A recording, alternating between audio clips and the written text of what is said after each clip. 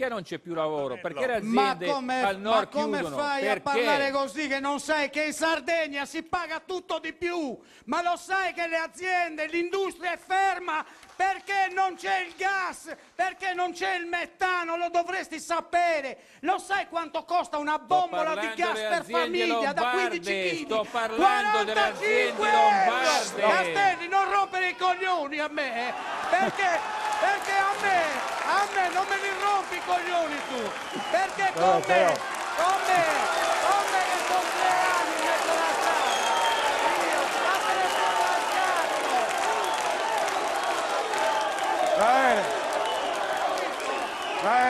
Capito? Calmi.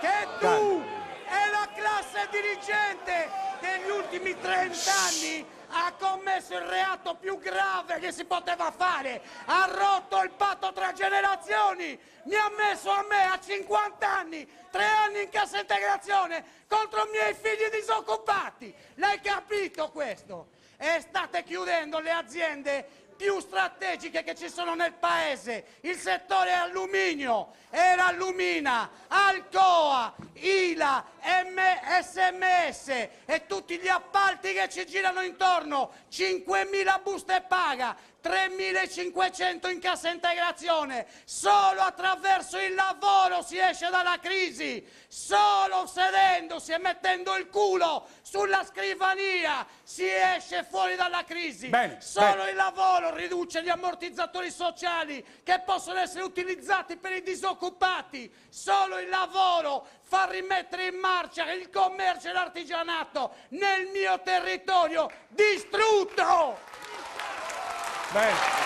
Allora